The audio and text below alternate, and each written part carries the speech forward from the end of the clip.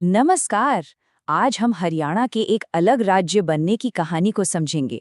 ये सफर दशकों पुराना है और इसमें पहचान, भाषा और संघर्ष की एक बहुत दिलचस्प दास्तान छुपी है। तो चलिए इस सफर के 10 सबसे अहम पड़ावों पर एक नजर डालते हैं। देखिए, हरियाणा राज्य के बनने की ये कहानी कोई एक दो दिन की नहीं है। इसमें कई साल लगे, कई फॉर्मूले आए और गए। इस पूरे सफर को अच्छे से समझने के लिए हमारे साथ बने रहिएगा। और हाँ, आगे बढ़ने से पहले हमारे चैनल को सब्सक्राइब करना मत भूलिएगा।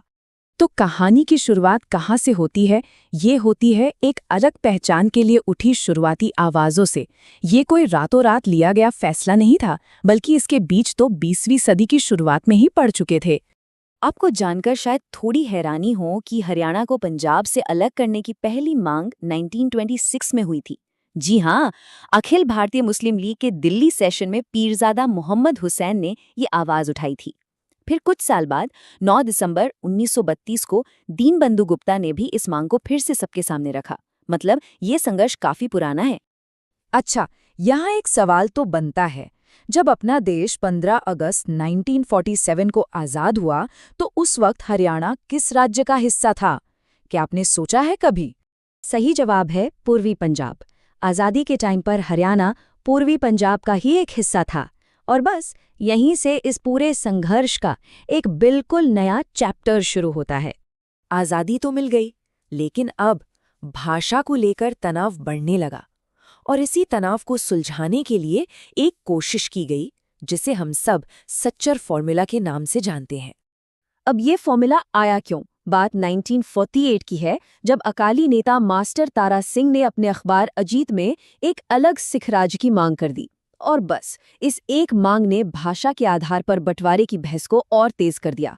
तो इसी बढ़ते विवाद को शांत करने के लिए 1 अक्टूबर 1949 को उस समय के मुख्यमंत्री भीमसेन सच्चर एक फॉर्मूला लेकर आए। मकसद सीधा था, पंजाब को भाषा के आधार पर 2 हिस्सों में बांटकर इस झगड़े को खत्म किया जाए। फॉर्मूला बहुत सिंपल था। पंजाब को 2 इलाकों में बांटा गया। एक पंजाबी बोलने वालों के लिए पंजाबी क्षेत्र और दूसरा हिंदी बोलने वालों के लिए हिंदी क्षेत्र। ये भाषा के आधार पर पहचान देने की एक कोशिश थी। लेकिन ये कोशिश कामयाब नहीं हो पाई। आम लोगों ने इस फॉर्मूले को सिरे से खारिज कर दिया और जबरदस्त विरोध के चलते सच्चर फॉर्मूला फेल हो गया। ये एक बहुत बड़ा झटका था, जिससे ये साफ हो गया कि हल इतना भी आसान नहीं है। इस नाकामी के बाद ये बात तो तय हो गई थी कि अब इस मुद्दे को राष्ट्रीय स्तर पर ही सुलझाना होगा। वैसे अगर आपको ये जानकारी काम की लग रही है, तो जरा एक पल निकालकर इसे लाइक और शेयर भी कर दीजिए।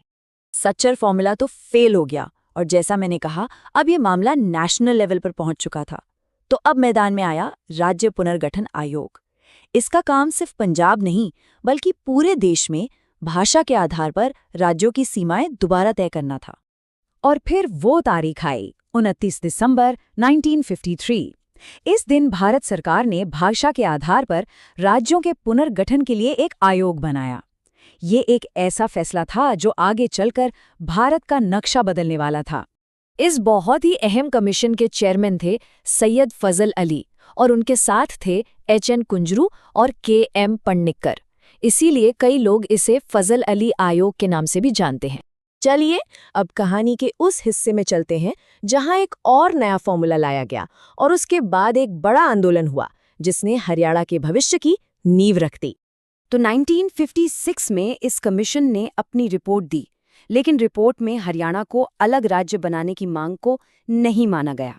इसके बदले एक और समझौता पेश किया गया, जिसे नाम दिया गया क्षेत्रीय फॉर्मूला।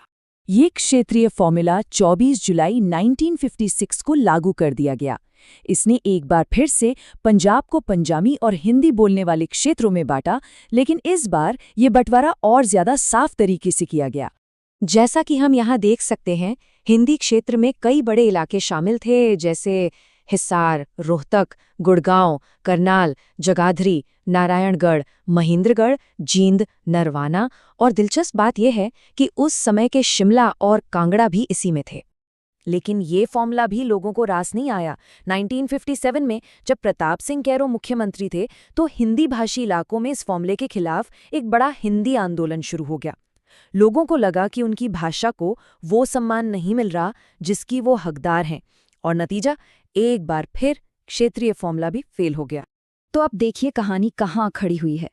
एक के बाद एक दो फॉर्मूले फेल हो चुके हैं।